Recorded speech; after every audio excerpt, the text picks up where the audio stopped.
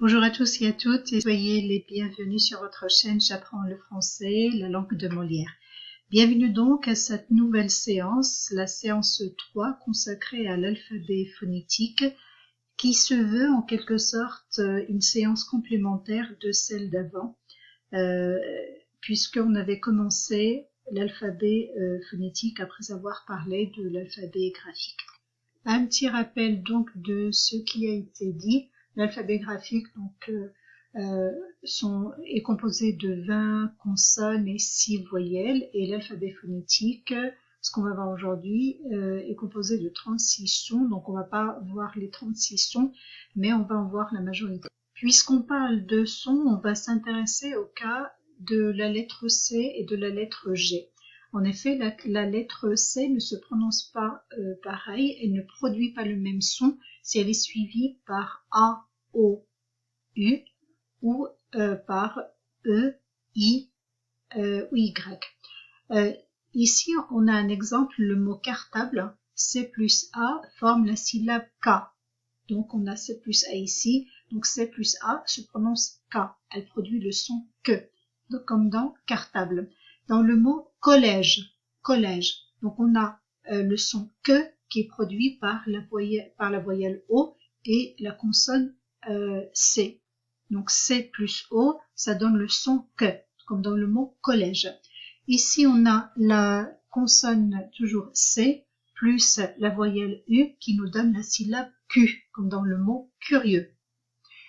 Cette même lettre, ce même C, suivi de la voyelle E, se prononce se, comme dans cerise. Donc elle produit le son S, comme dans le mot cerise. C plus E produit la syllabe se, donc cerise. C plus I produit la syllabe si, donc le son S, C plus I produit le son S, comme dans le mot cinéma.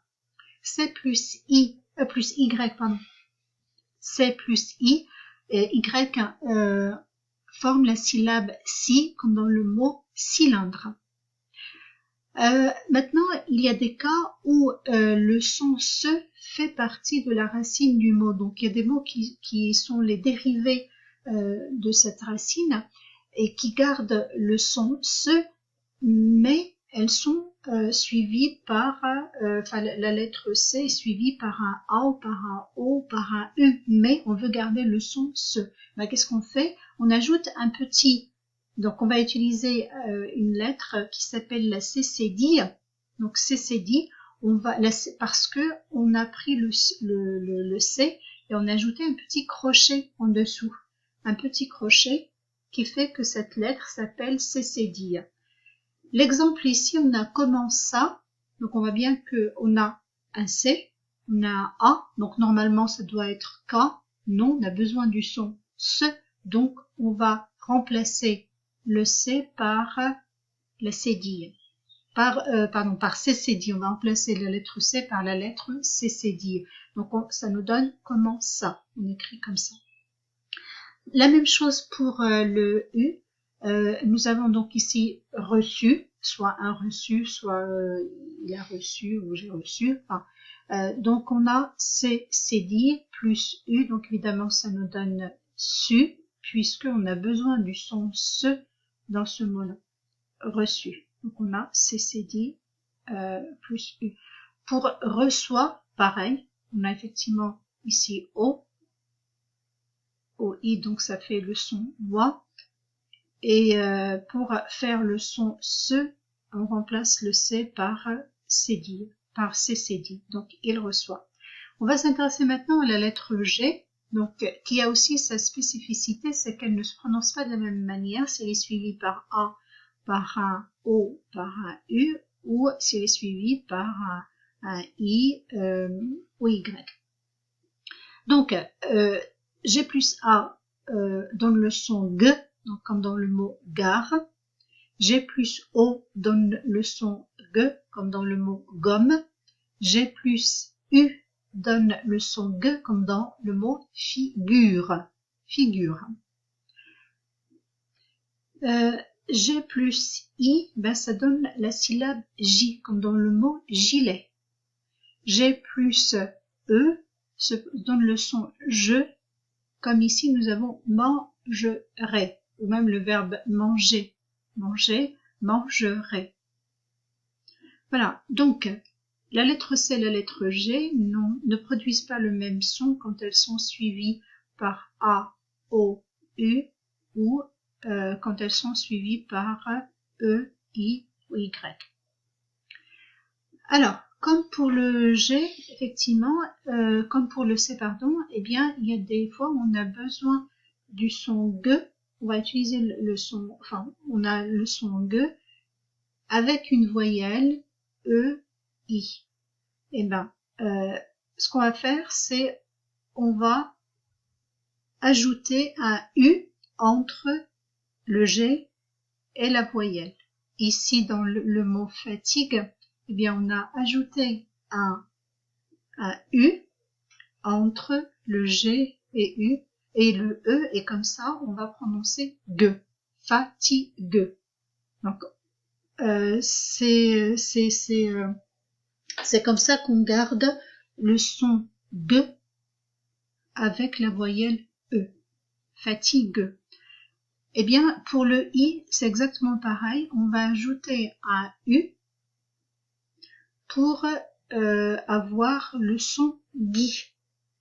Donc, puisque G plus I directement, ça va se prononcer J, mais moi j'ai besoin d'entendre et d'avoir le son G, donc je vais ajouter un U entre le G et le I. Guide, dans le mot guide. Pour le O, pareil, il y a des mots, effectivement, on a le son G.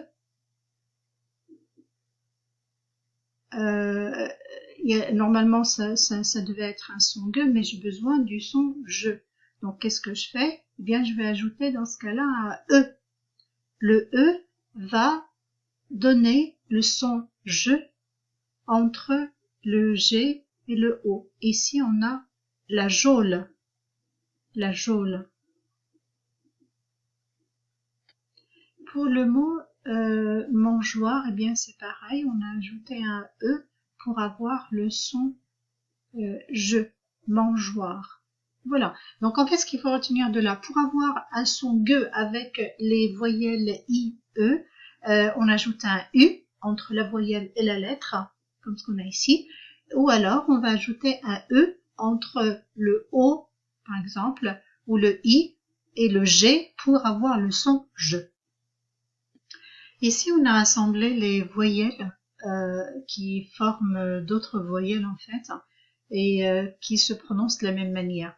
Donc vous avez AU, EAU qui forment le son O comme dans automobile, gâteau, beau. Donc on a le son O mais qui s'écrit de différentes manières. AU, EAU.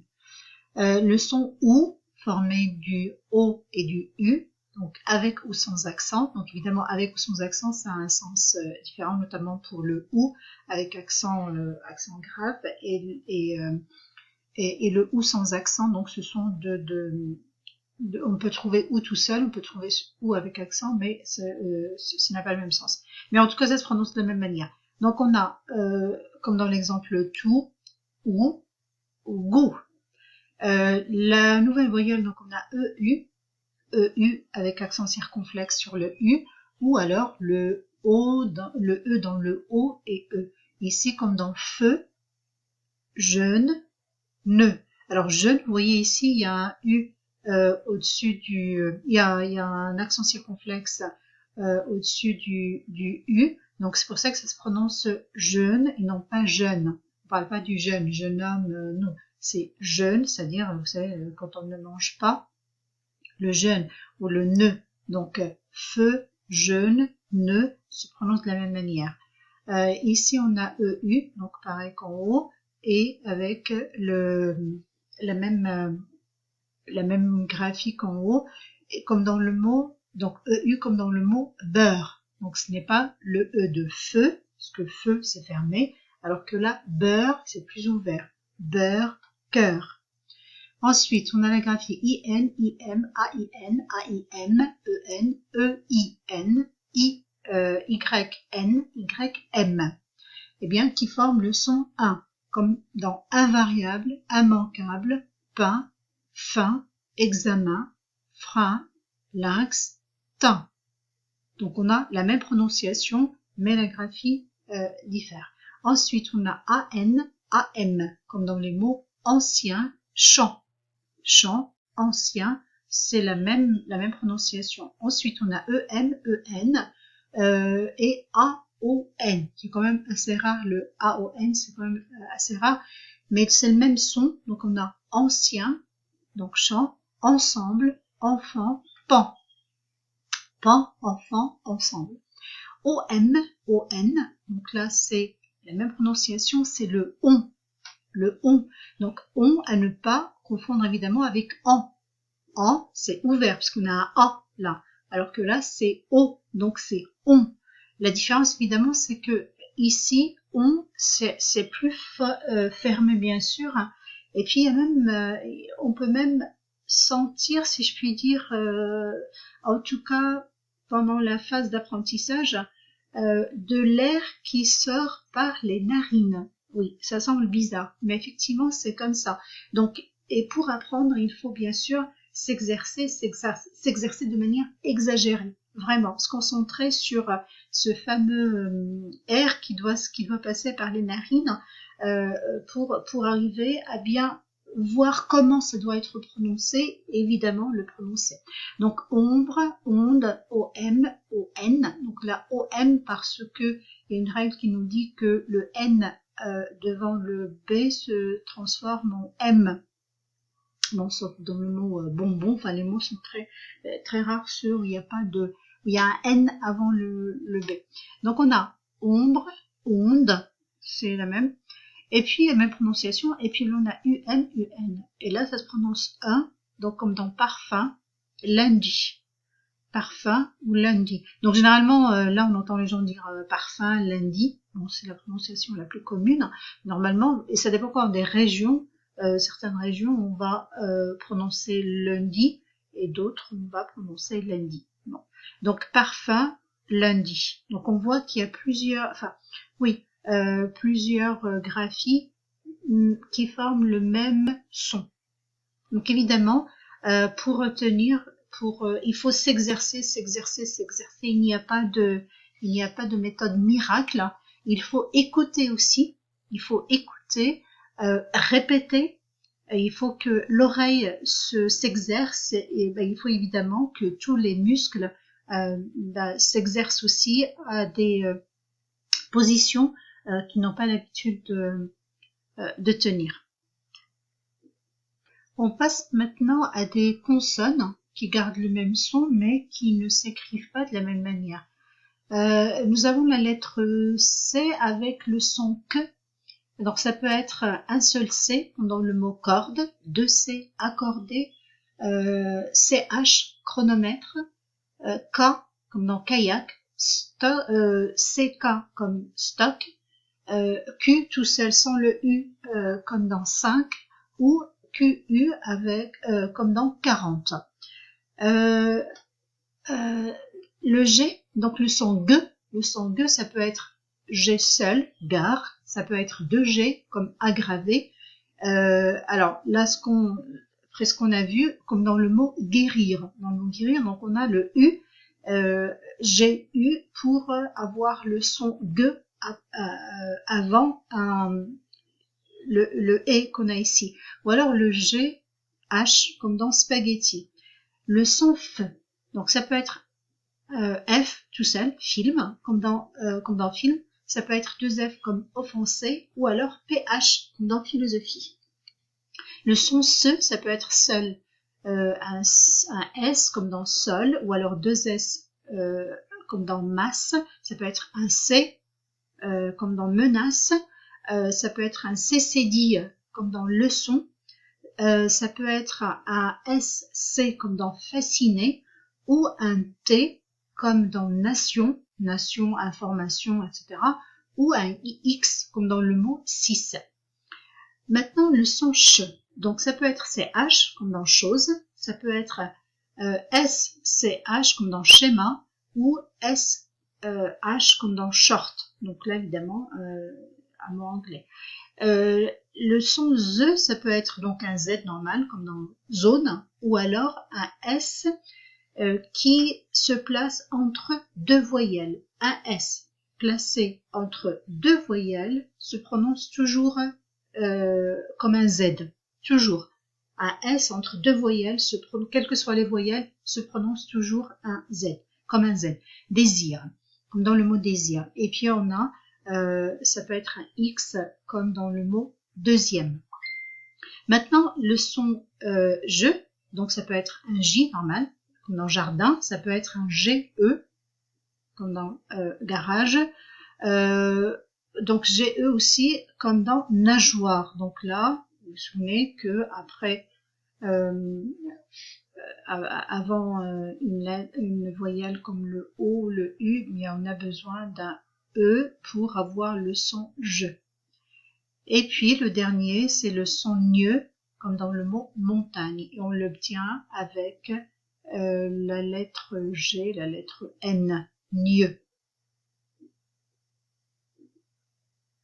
D'autres sons qui sont formés cette fois avec des voyelles et des consonnes aussi. Donc on a comme le son lieu, donc on peut l'avoir avec un I seul, comme dans chariot, donc I-O, chariot. Ça peut être donc un E, un I tréma, tréma c'est-à-dire les deux points en dessus, comme dans aïeul, ça peut être I, H-I-I-R, yacht, Y-A, ça peut être A-I-L, donc toujours le ici, on a, comme dans le mot bétail, ça peut être I-2-L-E, comme dans le mot fille, ou alors I-2-L-E, comme dans bataille.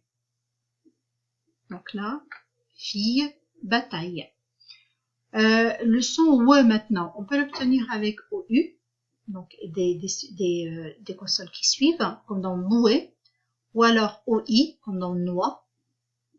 Donc, soit OI avec accent circonflexe sur le I, comme dans boîte, ou alors OE, comme dans moelleux, kiwi, avec la lettre W. Le dernier, eh bien, c'est le oui qu'on a ici, comme dans huile. Oui, qu'on a, comme dans huile, puis, etc. Voilà, donc on vient de voir tous les sons que l'on peut trouver dans la langue française. Il faut pratiquer, il faut écouter, il faut prononcer soi-même. Et vraiment, je me permets de vous dire que la meilleure manière, c'est de pratiquer de manière, je dirais, régulière, vraiment régulière, et répéter de manière exagérée pour arriver à familiariser sa mémoire, son cerveau, ses muscles, à prononcer des sons qu'on n'a pas l'habitude de prononcer.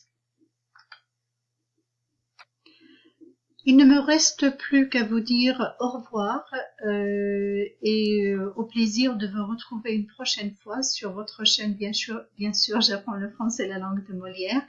Et je reste évidemment à votre disposition pour répondre à vos besoins si vous en avez.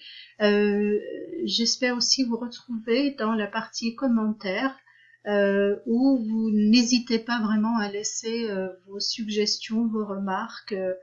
Et voilà, donc je vous dis au revoir, portez-vous bien et à bientôt.